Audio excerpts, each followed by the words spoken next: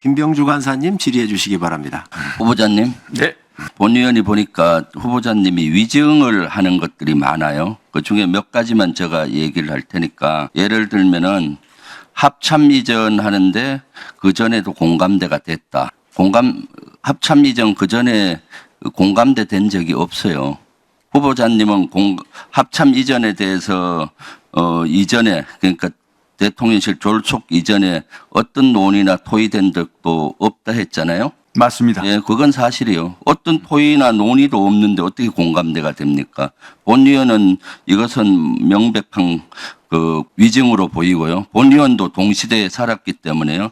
그다음 잔류기지 3만 평 중 2만 평을 돌려받아서 잘한 것이다. 3만 평 중 2만 평 돌려받았습니까? 지금 돌려받고 있는 중입니다. 그러면은 잔류기지를 10,000평으로 만듭니까? 아닙니다. 잔류부지를 전체를 다 돌려받고 거기에 따른 어떤 다른 조치를 또 진행 중. 새로운 잔류기지를 3만 평 정도 만들어줘야 될 거 아니에요? 그거는 협의 중에 있습니다. 아니, 그냥 협의 중이니까. 그러니까 3만 평 중에 2만 평 돌려받은 건 거짓이죠. 왜냐? 새로운 3만 평을 만들어주기 위해서 논의하니까. 이거 갖고 따지기 한데 이것은 위증, 법적으로 들어가면 위증이 돼요.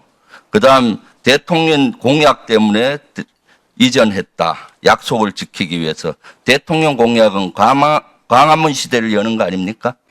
용산 시대를 여는 것이 아니고. 꼭 광화문에 국한돼 있지 않습니다. 아니죠. 그때 따져보세요. 광화문 시대 연대했어요. 그러면 이것은 대통령이 약속을 위반한 것인데 대통령 약속 때문에 갔다. 이것은 위증이라고 저는 보여집니다. 이런 것들을 따져보세요. 나중에 제대로 못 따지면 우리 당에서 고소 고발이 들어갈 수도 있으니까 따져서 정정하기를 바라요. 후보자를 위해서 제가 조언하는 겁니다. 후보자님 경호처장 당시에 가장 상징적인 것이 입틀막 논란이었잖아요. 표현의 자유까지 막으면서 이렇게 입틀막 해야 되겠습니까? 여기에 대한 후보자의 입장은 뭡니까? 다시 한번 말씀드리지만 지금 그 대통령 경호라는 것이 국가 안위에 직결되는 그러니까 문제입니다. 경호 매뉴얼 때문에 했다. 매뉴얼에서 어쩔 수 없었다 합당한 합니까? 조치를 어쩔 수 없었다. 한 것으로 생각합니다. 그러면은 입틀막 과정에서 후보자님은 폭행이란 범죄 행위까지 감행한 것으로 보이는데 여기에 대해서는 어떤 입장입니까? 인정하지 않습니다. 폭행을 인정 안 한다는 겁니까? 의원님 말씀 동의하지 않습니다. 아니, 폭행을 인정하지 않는다는 당연합니다. 이 사진 한번 보세요. 제일 위에 좌측이 김용현 경호처장 아닙니까? 그리고 저 두 번째 제가 동영상을 여러 번 봤는데 팔을 든 것이 경호처장 아닙니까? 때리는 것까지. 동영상 한번 보세요. 내가 여기 동영상을 안 틀었는데 이것은 이 사항을 보게 되면은 명백히 폭행으로 보여요. 이걸 인정하지 않는다고요? 동영상이 있는데.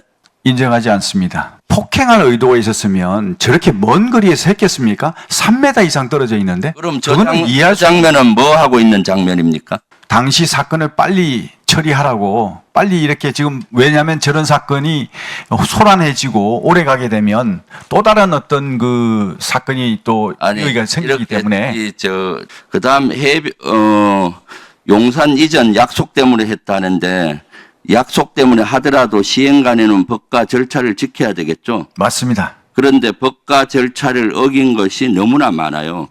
대표적으로 한 예를 한번 들어볼게요. 지금 경호처장님 쓰는 숙소가 어디입니까? 해병대 사령관 숙소를 쓰고 있죠? 예, 그렇습니다. 지금도 거기 쓰고 있나요? 네, 그렇습니다. 그 해병대 사령관 숙소는 용산 한남동 간저 지역에 있잖아요. 네. 네, 거기인데 지난번에 보니까 4월 25일 날 해병대 사령관이 이사를 갔는데 한 일주일 전 정도, 18일 정도에 통보를 받았어요. 일주일 정도. 일주일 이내로 가라고. 누가 통보한지 아세요?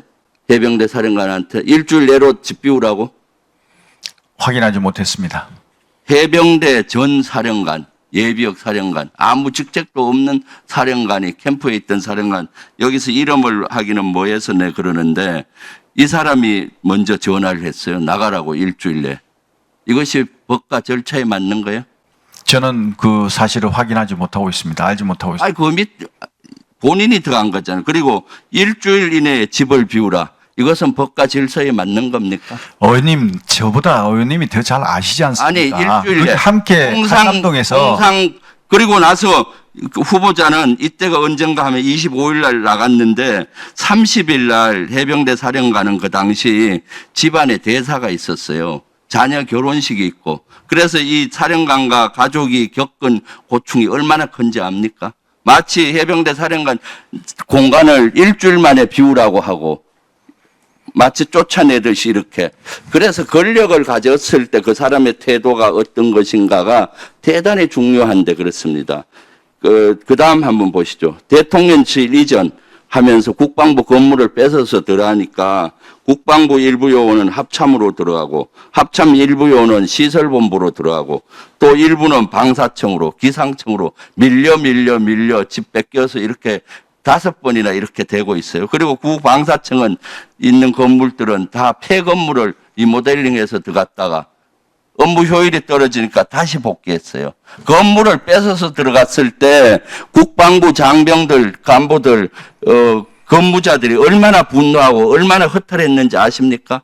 그런데 어떻게 국방부 장관 수장으로 갈 수가 있나요?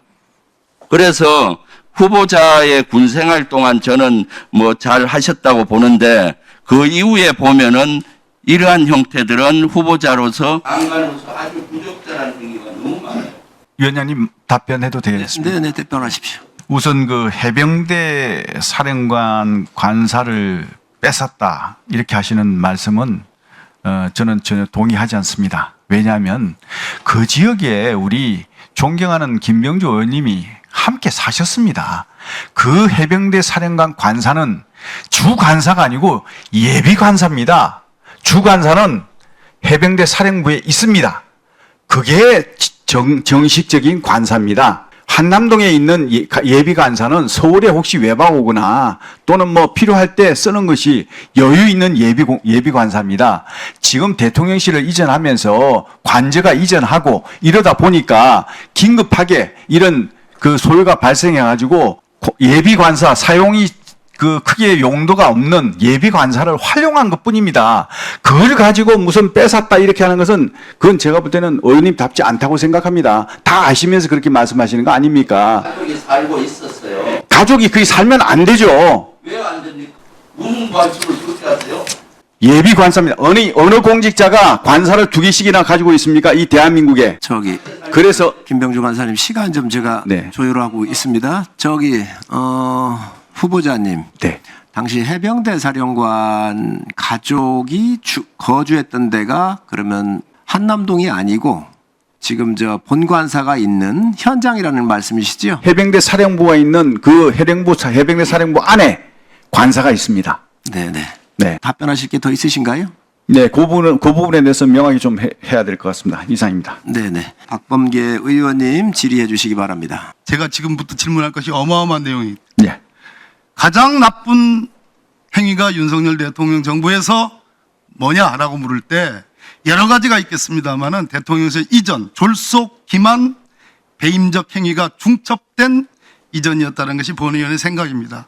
이태원 참사로 이 시비가 묻혔지만 오늘 드디어 임자를 만난 거예요.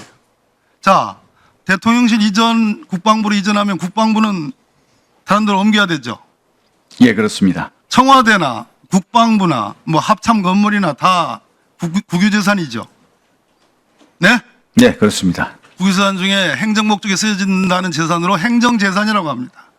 그러려면 이것이 이전하려면 뭔 절차를 밟아야 돼요? 혹시 아세요? 오늘 아시는 게 별로 말씀 없는 것 주시죠. 네. 몰라요. 잘 모르시기 네. 때문에 공부를 많이 안 하고 오셨어요. 기재부의 사용 승인을 받아야 됩니다. 이 네. 사용 승인 절차 했습니까?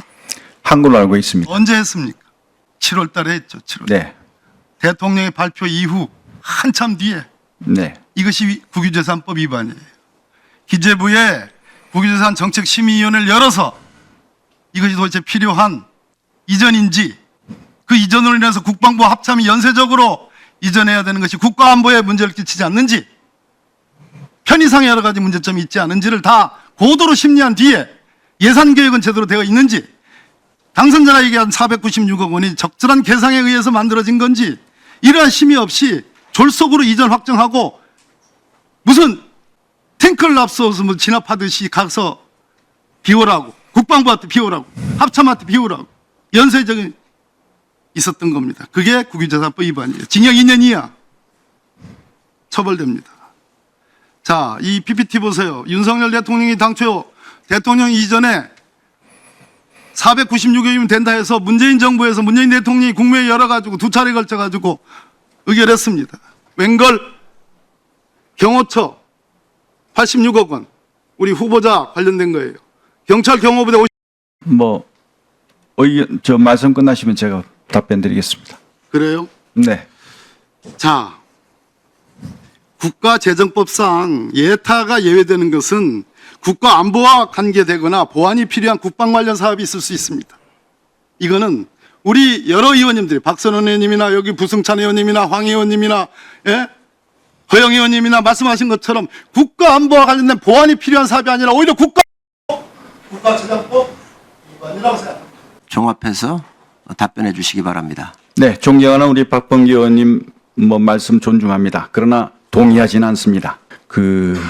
청와대 이전 관련해서 뭐 졸속 이전이니 예산 낭비니 법규 위반 이런 말씀을 자꾸 하시는데요. 청와대 이전한 때 이전 비용 496억 이거 누가 승인했습니까?